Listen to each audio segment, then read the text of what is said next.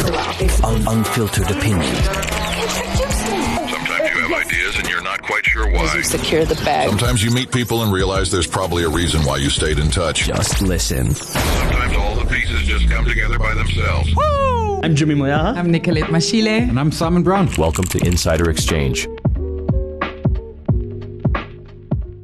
In Market Matters this week, we take a look at the Fed's FOMC decision to leave interest rates unchanged, as well as the comments from Fed Chair Jerome Powell and what that means or what that could potentially mean for the rest of the world. Then we look at Quantum Foods. It seems they can't get over all of their drama. There's a lot of drama happening there. And then we look at Discovery. They've decided to abandon Pick and Pay. How dare they? Everyone's abandoned Pick and Pay. Except Sean. Except Sean.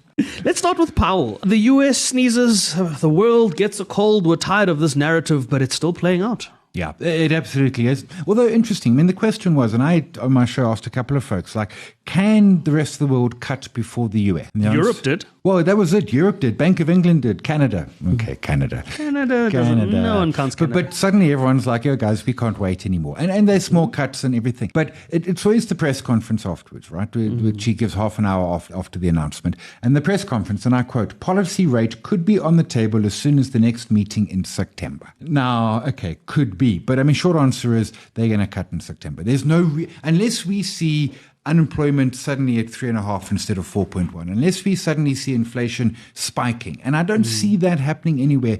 You know, oil is coming down. I mean, I don't see anything to stand between them. That meeting is 17, 18 September, announcement on the 18th. To my question is, the debate now is, how big is that September cut? Right. 25 or 50? I think 25 because he's got November and December. I think he's conservative. He's never going to go shock the market, do a 50 basis point cut. He's going to say, look, we'll do 25. We'll see how it goes. Yeah. We'll review the situation. We'll monitor it. Yeah. And he can keep, I mean, he's got 50 and 100. You know what? And if you get behind the curve when inflation is rising, you're in trouble.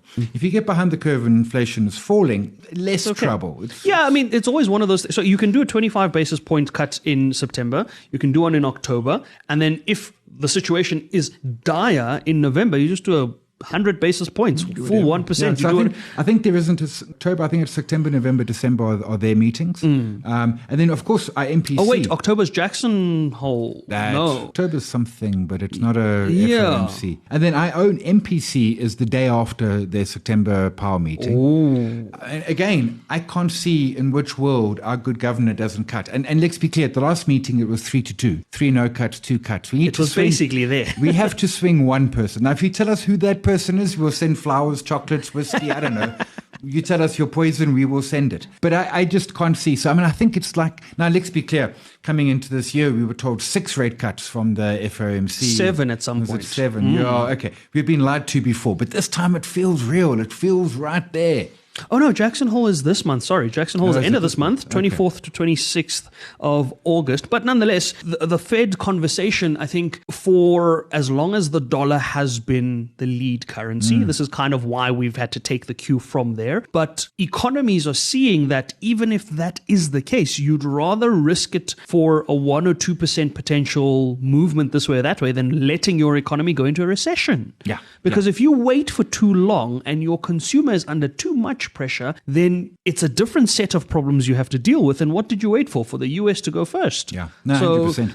But this Jackson Hole's going to be fun, right? Because the recent Jackson Holes has sort of been around over the last couple of years. Ooh, look, inflation. Haven't seen that in ever and a day. 20 years. Inflation, I mean, you must remember, at the peaks, inflation were back to 1980s levels. I mean, we were at 40-year highs for global inflation. We were. And now suddenly, I mean, do we do a victory lap just yet? I mean, if I were a central banker, they're typically grey and boring, so they're probably not. But I would certainly have the champagne in the fridge and definitely cooled and chilled on ice and ready to go. Well, we'll see how it works out. I think we'll have to wait and see how the US picture pans out. But we're certain we're going to get at least 1, hopefully 3 rate cuts between now and the end of the year.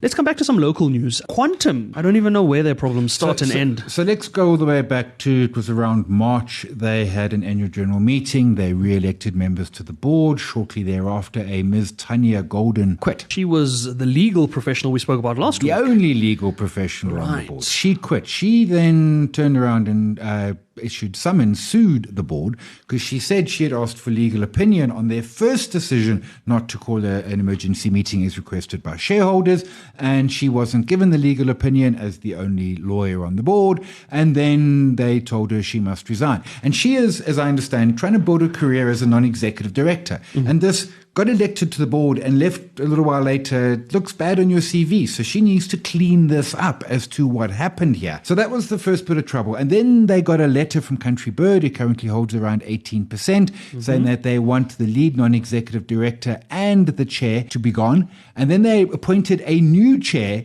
on a new board member on Tuesday, and on Thursday they got another letter from Country Bird and saying that one there must go too. That person. And I have had sight of some of these letters, and they are fiery. Country Bird is not playing games and not taking prisoners. And they raise issues such as, remuneration considering relative, that return on capital is like, 0, while weighted average cost of capital is like 12 to 15%. The fact that Country Bird has ideas and is constantly being rebuffed when they try and engage the board. The board wants nothing to do with them, etc. The court case from Ms. Golden. How much of Quantum does Country Bird hold? It's only 18%. So, and that number's changed, right? Because you remember somebody had a stake and then they sold some to Country Bird, and then Astral was there for a while. Chris Skitter picked up a whole lot. Currently, it's only 18%, which is not even negative control. I mean, they can pass special resolutions with our Country Bird, because for that you need 75. So it's not even negative control. But it's 18%. There are people who, they're not listed anymore, so we don't know how well they do. But we know that Quantum is struggling. And if you compare them to Astral, who is the gold standard in chickens in South Africa. So, tough comparison. But hey, if you're not comparing against gold, what are you comparing against? Bronze. I mean, come on. And they raise some serious questions. How come the board's been buying shares at these crazy prices? I mean, the share price has done nothing until suddenly it's announced that there's some dealings happening between the major shareholders and stuff. So I wouldn't want to be on the Quantum Food Holdings board. They probably are safe, because I don't think Country Bird's going to get the 50% necessarily. But Country Bird raises some good questions, and Country Bird should have some board seats. But as Country Bird, at what point do you sit back and say, I'm going to leave Quantum, I'll go buy myself some RCL stock? Rainbow, Astral, anything else. But you know what I think Rainbow, they're seeing not here? RCL, Yes, Rainbow. You know what I think they're seeing here is they are seeing deep valuation when the share's around the 4 rand, not when it's currently at the 1101, and certainly not at the plus 18. I think they're just seeing some really deep value,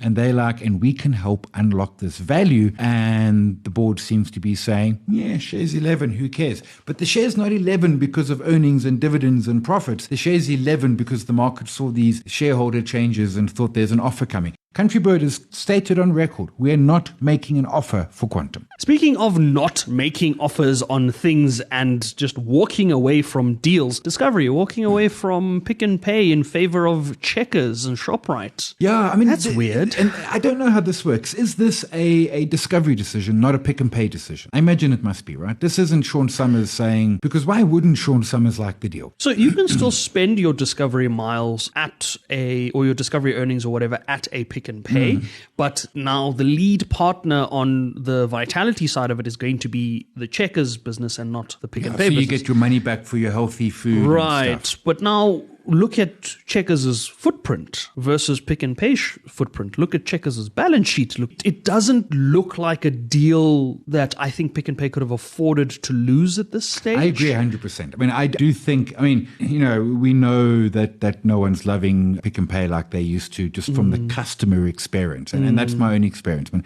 I've got, within 2 minutes of my front door, I've got all of the major Pick and Pay's the last one you walk into. Pick and Pay's last, Spar's second last, and then it's either Checkers or Woolies, and that depends what I want to buy. Because Woolies love them, but they're not. Their stuff's lacquer, but their stuff ain't cheap. Checkers, when I want cheap stuff, 300 rand for strawberries. Yo, at Woolies. Yo. No, Woolies is overpriced. Was that strawberries or Strawberry Farm?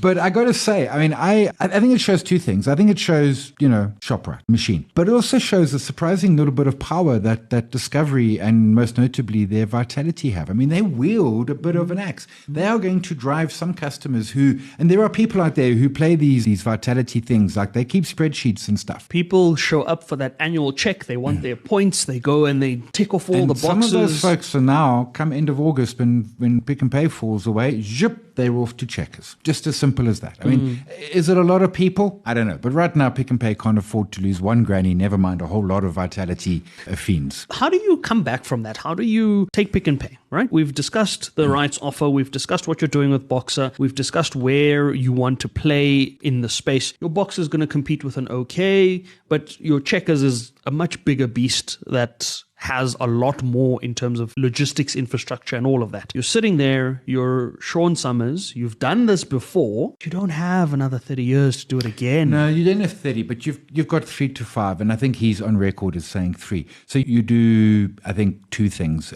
The first is you reorg the organization. In other words, you shut down stores. A borderline store, don't try and make it profitable, just close it. Just stop the bleeding, and then get your processes back into place, your distribution centers, your staffing complements, your stock on the shelves, just good old-fashioned grocer. But I think it starts with shrinking because they're not at the place. Maybe 2 years ago with the previous CEOs, you weren't shrinking. You were trying to sort of fix the boat while growing the boat. That is now past. That new boat, smaller boat, and you just start from scratch. And your key thing is you've just got to make it a good customer experience again. For the folks who are older, who remember the 80s, who remember Raymond Ackerman, the savior of the South African consumer, you've got to get back to that again. But those folks now are older. Those folks have now migrated to a Checkers. You've got to redo it. And it's hard. Your new folk. So an example, I mean, so you go to ShopRite, which is their lower LSM. They do a lunch for the blue-collar worker, $5 or $10 for lunch. The blue-collar worker knows that's a loss. You go to Checkers, they do a lunch for the white-collar worker, 35, 45 Rand. It's a chicken wrap, it's a coffee, it's etc. Again, I know that is deep value, probably at a loss. And the consumer knows this. And to get that mind share, it didn't happen overnight for ShopRite, and I don't know how Pick n Pay gets that back. I mean, this is almost a fight which you want to call on a technical knockout, which is like, you know what, Pick n Pay, well played, whatever. You know, does Pick n Pay ever take it back to ShopRite? Sure. In enough of a manner that ShopRite notices? H. Oh, that's a big one. I think that's a very telling statement to say you can come back, you can try and come back. It might take you a long time, but understand, if we are still looking at a 3 to 5 year turnaround, in that 3 to 5 years, Peter Engelbrecht and his team are not going to be slowing down. They're not going to sit back and say, let's wait for our competitors to catch up. Do you know what I saw quick, and I read press for time, but on the update from ShopRite, what really struck for me, they added 201 net stores, blah, blah, blah, blah. But yeah, the remaining 63 were Pet Science, added 33 to 86. Checkers Outdoor added 14 to 22. I don't even know what Checkers Outdoor is. Unique added... It's the camping business. Added 13 to 22. And Little Me, again, never heard of it, added 3 That's to 12. That's the baby business. So as Checkers, you can have all of these things as little testers. One store. Right? Yeah. But you've gone through that model. You've now gone into a model where your pet store is a little store that's adjacent to the Checkers, which is also adjacent to the baby store, which is also adjacent to the outdoor store, camping store, and the liquor store. You can literally walk into a mall and find a wing that is just Checkers stores. How do you compete with a footprint like that? You can't. And Checkers can throw up 63 new stores as a test, as let's try this, spaghetti on the wall type of thing. It could work, it could not, we don't care either way. And if we get our Pet Science is now 86 stores and we decide not, you know what, we shut it down, and you don't even see it on the cash flow statement or the balance sheet. That pet stuff, we must look into that pet business, because with Woolies buying out Absolute Pets and Checkers going into this pet thing, and